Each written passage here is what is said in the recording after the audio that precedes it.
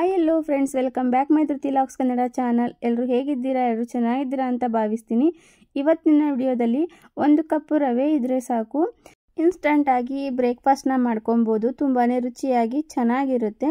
ಮೊದಲಿಗೆ ನಾನಿಲ್ಲಿ 1 ಕಪ್ ರವೆನ ತೊಗೊಂಡಿದ್ದೀನಿ.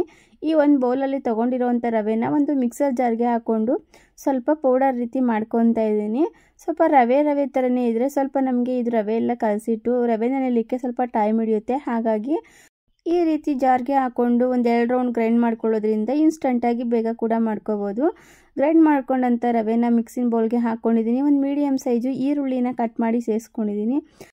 ಹಾಗೆ ಖಾರಕ್ಕೆ ಬೇಕಾಗುವಷ್ಟು ಒಂದು 5 ರಿಂದ 6 ಹಸಿರು ಮೆಣಸಿನ್ಕಾಯಿನ ಕಟ್ ಮಾಡಿ ಸೇರಿಸ್ಕೊಂಡಿದ್ದೀನಿ. ಒಂದು 3 ಟೇಬಲ್ ಸ್ಪೂನಷ್ಟು ತೆಂಗಿನಕಾಯಿ ಪೀಸ್ಗಳನ್ನು ಚಿಕ್ಕದಾಗಿ ಕಟ್ ಮಾಡಿ ಸೇರಿಸ್ಕೊಂಡಿದ್ದೀನಿ.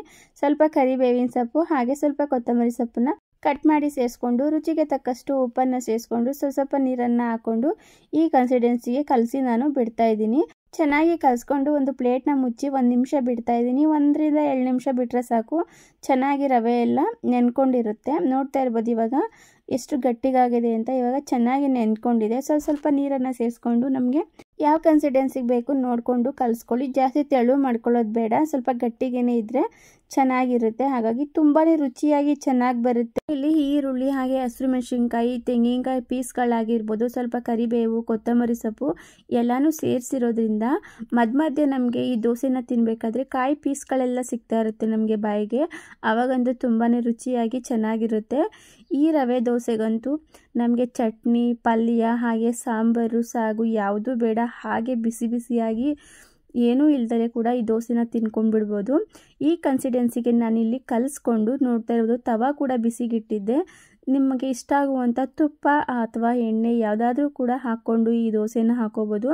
ಈ ರವೆ ದೋಸೆನ ನಾನು ಸ್ವಲ್ಪ ಮಂದಕ್ಕೇ ಹಾಕ್ಕೊತಾ ಇದ್ದೀನಿ. ನಿಮಗೆ ತೆಳುಗೆ ಬೇಕು ಅಂದರೆ ತೆಳುಗಾದರೂ ಹಾಕೋಬೋದು, ಅಥವಾ ಈ ರೀತಿ ಮಂದಕ್ಕೆ ಬೇಕು ಅಂದರೆ ಸ್ವಲ್ಪ ತಿಕ್ಕಾಗಿ ಮಂದಕ್ಕೂ ಕೂಡ ಹಾಕೋಬೋದು. ನೋಡ್ತಾ ಇರ್ಬೋದು ಇವಾಗ ಒಂದು ಪ್ಲೇಟ್ನ ಮುಚ್ಚಿ ನಾನಿಲ್ಲಿ 1-2 ನಿಮಿಷನೂ ಬೇಕಾಗಲ್ಲ ಈ ರವೆ ದೋಸೆ ಬೇಯೋದಕ್ಕೆ, ಬೇಗನೆ ಕೂಡ ಆಗಿಬಿಡುತ್ತೆ. ಮೀಡಿಯಮ್ ಟು ಲೋ ಫ್ಲೇಮಲ್ಲಿ ಇಟ್ಕೊಂಡು ಬೇಯಿಸ್ಕೊಂಡು ಇವಾಗ ತಿರ್ಗಿಸಿ ಕೂಡ ನಾನು ಬೇಯಿಸ್ಕೊತಾ ಇದ್ದೀನಿ. ನೋಡ್ತಾ ಇರ್ಬೋದು ಇವಾಗ ರವೆ ದೋಸೆ ರೆಡಿ ಆಗಿದೆ. ತುಂಬಾ ರುಚಿಯಾಗಿ ಚೆನ್ನಾಗಿ ಬರುತ್ತೆ. ಕೊತ್ತಂಬರಿ ಸೊಪ್ಪು, ಕರಿಬೇವಿನ ಸೊಪ್ಪೆಲ್ಲ ಹಾಕಿರೋದ್ರಿಂದ ಅಷ್ಟೇ ಟೇಸ್ಟಿಯಾಗಿ ಕೂಡ ಇರುತ್ತೆ. ಇನ್ಸ್ಟಂಟಾಗಿ ಬೇಗನೆ ಕೂಡ ಮಾಡ್ಕೊಂಡು ಬಿಡ್ಬೋದು. ನಿಮ್ಗೇನಾದರೂ ಸೈಡ್ಸ್ಗೆ ಚಟ್ನಿ, ಪಲ್ಯ, ಸಾಂಬಾರು ಬೇಕು ಅಂತ ಅಂದರೆ ಇದಕ್ಕೆ ಸೂಪರ್ ಕಾಂಬಿನೇಷನ್ ಅಂದರೆ ಕಾಯಿ ಚಟ್ನಿ. ಸೂಪರಾಗಿ ಚೆನ್ನಾಗಿರುತ್ತೆ. ಕಾಯಿ ಚಟ್ನಿನ ಮಾಡ್ಕೊಳ್ಳಿ. ಇಲ್ಲ ಚಟ್ನಿ ಎಲ್ಲ ಏನು ಬೇಡ ಅಂದರೆ ಇದರೊಳಗೆ ಹಸಿರು ಮೆಣಸಿನ್ಕಾಯಿ ಎಲ್ಲ ಹಾಕಿರೋದ್ರಿಂದ ಖಾರವಾಗಿ ಸ್ಪೈಸಿಯಾಗಿ ಚೆನ್ನಾಗಿರುತ್ತೆ. ನೋಡಿದ್ರಲ್ವ ದಿಢೀರ್ ಬ್ರೇಕ್ಫಾಸ್ಟ್ ರವೆಯಿಂದ ಹೇಗೆ ಮಾಡೋದು ಅಂತ. ಈ ವಿಡಿಯೋ ನಿಮಗೆ ಸ್ವಲ್ಪನಾದರೂ ಯೂಸ್ಫುಲ್ ಆಗಿದ್ರೆ ಪ್ಲೀಸ್ ಲೈಕ್ ಮಾಡಿ ಹಾಗೆ ಶೇರ್ ಮಾಡಿ. ಚಾನಲ್ಗೆ ಸಬ್ಸ್ಕ್ರೈಬ್ ಆಗಿಲ್ಲ ಅಂದರೆ ಸಬ್ಸ್ಕ್ರೈಬ್ ಮಾಡಿಕೊಂಡು ವಿಡಿಯೋನ ಪೂರ್ತಿ ನೋಡಿ. Thank you for watching my video.